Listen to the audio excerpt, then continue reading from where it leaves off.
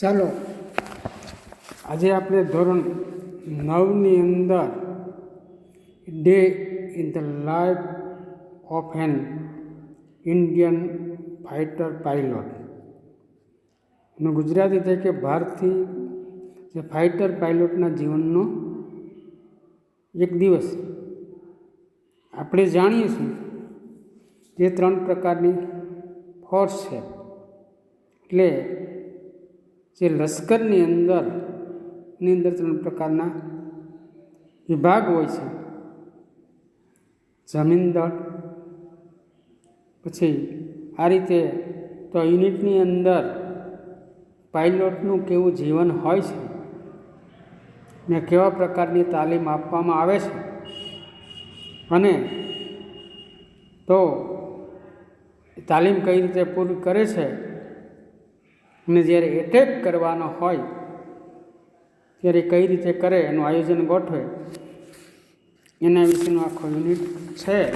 તો આપણે સૌપ્રથમ તેમના સ્પેલિંગ જોવા માટે આપણે પ્રયત્ન કરીએ. વેસ્ટર્ન એટલે પશ્ચિમનું, સેક્ટર એટલે કે વિભાગ, બેરેક એટલે કે લશ્કરી સિપાહીઓનું રહેવા લાંબુ મકાન, સિક્યુરિટી એટલે કે સુરક્ષા જે હોય છે, યા સલામતી, ગાર્ડ એટલે ચોકીદાર, રેકગ્નાઇઝ એટલે ઓળખી જવું, સલ્યુટ એટલે કે સલામ કરવી, સ્માર્ટલી રૂઆબથી, કમાન્ડર એટલે સેનાપતિ સંચાલક, ટુ કમાન્ડ એટલે સંચાલન કરવું, ફ્લાઇટ એટલે ઉડ્ડયન, પ્લાનિંગ એટલે આયોજન, મેપ એટલે નકશો, આઈડેન્ટિફિકેશન એટલે કે સ્થળ નિર્દેશક, ઓર્ડર એટલે આદેશ હુકમ આપણે કહીએ ને,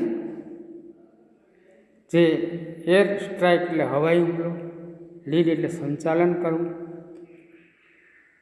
ફોર્મેશન એટલે રચના લશ્કરની ગોઠવણી, હોસ્ટાઇલ એટલે શત્રુનું અથવા શત્રુતાવાળું, મિશન એટલે કાર્ય, અસાઇન એટલે આપવું, હોટ ટાઈમ યુદ્ધ સમયનું યુદ્ધકાલીન, કન્ડિશન પરિસ્થિતિ, પ્રેક્ટિસ તાલીમ લેવી, એકચ્યુઅલી વાસ્તવિક રીતે, રિસ્ક એટલે જોખમ, અને વેધર રિપોર્ટ એ હવામાનની માહિતી.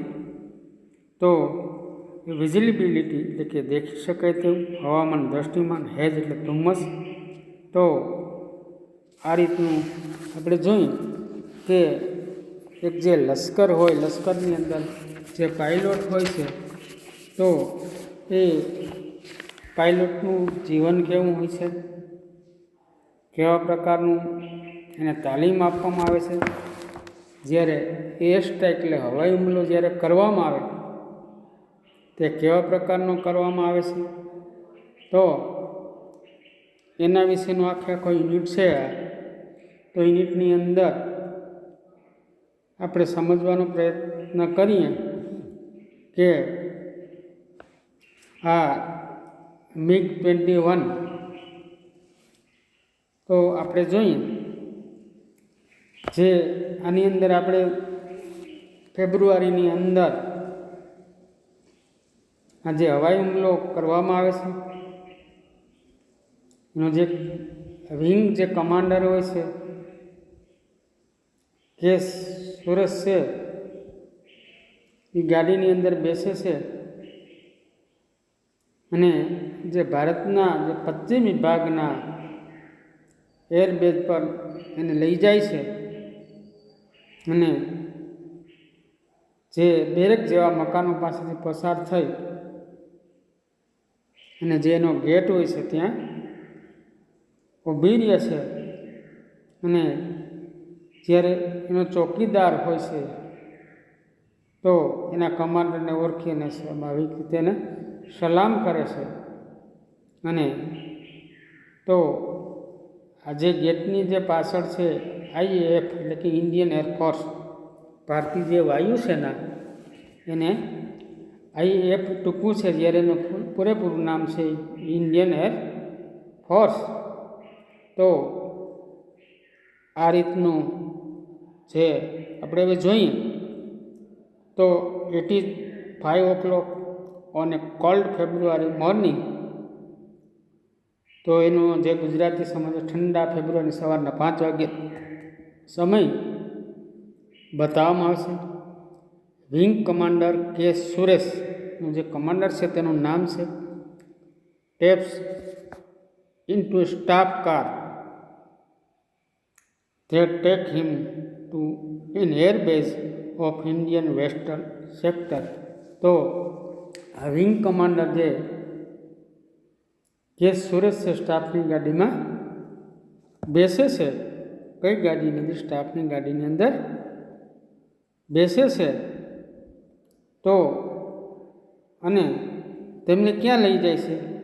તો કે જે તેમને ભારતના પશ્ચિમ વિભાગના એર બેઝ પર લઈ જશે. એનું આ રીતનું the black car pass through barrack types houses and stop at the air force security gate. અને તેને ક્યાં લઈ જાય છે? પશ્ચિમ વિભાગના એરબેઝ લઈ જશે. ને કાળી જે ગાડી છે કે જેવા મકાનો પાસેથી પસાર થઈ એનો જે દરવાજો હોય છે, જે છે ગેટ છે, ત્યાં સ્ટોપ એટલે કે ઊભી રહે છે. અને uniform guard recognise Suresh and salute him smartly. તરત જ એનો જે ચોકીદાર છે, ગાર્ડ છે, તરત તેમને ઓળખી જાય છે કે આ કે સુરેશ એક કમાન્ડર છે. અને તરત જ રૂઆબથી એના નિયમ પ્રમાણે શું કરે છે? સેલ્યુટ એટલે કે સલામ કરે છે. અને એની ક્યાં લઈ જાય છે? તો કે behind the gate stand MIG of IAF છે. ક્યાં લઈ જાય છે? તો કે સ્ક્વોડ્રન જે છે મિગ, આપણે એમાં એટલે કે MiG is under a different commander. તો જે મિગ આપણે જોયું behind the gate stand MiG, અને IAF ભારતીય વાયુસેનાના જે સ્ક્વોડ્રન મિગ ઊભા છે. એટલે કે આ પ્રકારના જુદા જુદા એના પ્લેન, અને each under a different commander. દરેકની અંદર કેવા? તો કે એક એક કમાન્ડર સંચાલન કરે છે. તો એની અંદર કે સુરેશ છે કોલ્ડ એ કુકી. શું કહેવામાં આવે છે? કમાન્ડર્સ 321. જો 321 સ્ક્વોડ્રનનું સંચાલન કરે છે. આનું સંચાલન આનો જે છે કે સુરેશ છે એ આનું સંચાલન કરે છે. ત્યાર પછી આની જે આખી જે ટાઈમ આપવામાં એટ 5:20 AM કુકી એને ફ્લાઇટ પ્લાનિંગ રૂમ. ક્યાં જાય છે? સવારે 5:20 કુકી જે એનો જે પ્લાનિંગ રૂમ હોય છે, આયોજન ખંડ હોય છે, ત્યાં આયોજન પ્લાનિંગ રૂમ એટલે કે આયોજન ત્યાં થતું હોય. કઈ રીતે એર સ્ટ્રાઇક કરવી, શું કરવી, કઈ રીતેની ગોઠવણી કરવી. તો આ ત્યાં જાય છે. there are maps and identification chart on the wall. તો વોલ એટલે દિવાલ, વોલ એટલે દિવાલ ઉપર નકશાઓ અને જે સ્થળ નિર્દેશ ચાર્ટ છે એ છે શું છે? ત્યાં કયા પ્રકારના? તો કે દિવાલો પર, દિવાલ ઉપર છે જુદા જુદા પ્રકારના સ્થળ નિર્દેશ ચાર્ટ કે ભાઈ અહીંથી અહીં જવાય, આ રીતે કરવું. અને ત્યાર પછી કઈ રીતનું છે એનું? Today's order for cookies and air strike an Batala Punjab at 7 AM. તો બરાબર કેટલા વાગ્યે આનું આયોજન? સવારે 7 વાગ્યે પંજાબના બાટલા એટલે ગામનું નામ છે, હવાઈ હુમલો ત્યાંથી કરવાનો છે. એ will lead to plan formation against enemy 17th armed જે આ જે આર્મડ બ્રિગેડ છે ઓફ એ હોસ્ટાઇલ કન્ટ્રી, તો એના જે દુશ્મન દેશ છે, બરાબર, દુશ્મન દેશના જે 17મા જે આર્મડ બ્રિગેડ સામે તેઓ 2 વિભાગના ફોર્મેશનનું સંચાલન કરશે.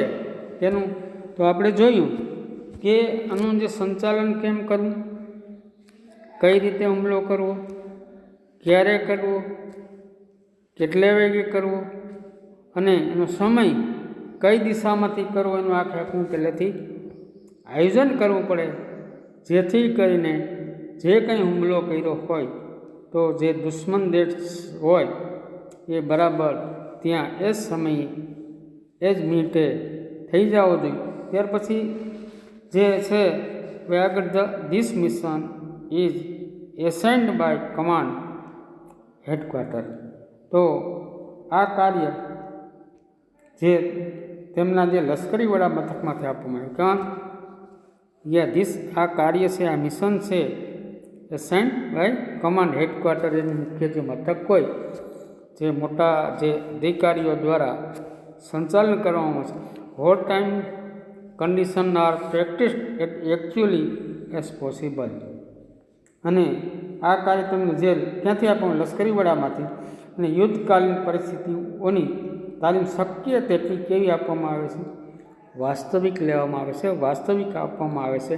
આ પ્રકારની જે તાલીમ છે એ વાસ્તવિક રીતે આપવામાં આવે છે કે જેથી કરીને એ યુદ્ધ સમયે જે છે આપણો જે ટાર્ગેટ છે એ બરાબર સફળ થાય. On this day cookie is too busy to worry about the risk. તો આ દિવસે જે કુકી છે, જે વિંગ કમાન્ડરને કુકી કહેવામાં આવે છે, શક્ય હોય ત્યાં સુધી એટલા વાસ્તવિક રીતે આપવામાં આવશે. આ દિવસે કુકી એટલા વ્યસ્ત છે કે તેઓ જોખમની ચિંતા નથી કરતા. જો આ રીતે જોખમની ચિંતા કરે તો ચાલે નહીં, કારણ કે આ એ પ્રકારની તાલીમ લીધેલી હોય છે. તો ત્યાર પછી he calls the meteorological officer to get weather report. ત્યાર પછી આ હવામાનની માહિતી મેળવવા માટે તેઓ હવામાન ખાતાનો અધિકારી હોય છે એનો પણ સંપર્ક કરે. કેટલો પવન છે, કઈ દિશામાંથી પવન આવે છે, કેટલી ઠંડી છે, કેટલી ગરમી છે, કેટલી ધુમ્મસ છે. તો આ બધાનો રિપોર્ટ મેળવ્યા પછી તો રિપોર્ટ છે thick cloud at 550 meters, visibility 5 kilometers as has at જે 400 meters, west wind at 15 kps, એટલે કે પવનની જે એન સ્લાઇટ એર કેવા પ્રકારનું છે, તો કે હવામાનની માહિતી મેળવવાના અધિકારી 550 મીટર ઘાટા જે ગાઢ વાદળો છે, 5 કિલોમીટર સુધી સ્પષ્ટ દેખી શકાય તેવું હવામાન, 400 મીટર ધુમ્મસ છે, 15 કિલોમીટરની ઝડપે પવન ફૂંકાતો પશ્ચિમ દિશા. અને આ રીતની આની અંદર આપણે જોયું તો આ યુનિટ છે, યુનિટ આપણે એ પ્રકારનું જે લશ્કરનું કઈ રીતનું આયોજન હોય છે એની માહિતી, કે કેવા પ્રકારની રિયલી તાલીમ આપવામાં આવે છે. કોકી takes out a map from the shelf અને ચેક્સ આઉટ ધ પથ અને સ્પીડ ઓફ ધ પ્લેન. તો આ રીતે જે કેવા પ્રકારનું, તો એનો સંપર્ક કર્યા પછી થોડી હવે લાકડાના એક લાંબા ટેબલ ઉપર માર્કર, પુટ્ટી, પેન આ બધું જોવે છે. અને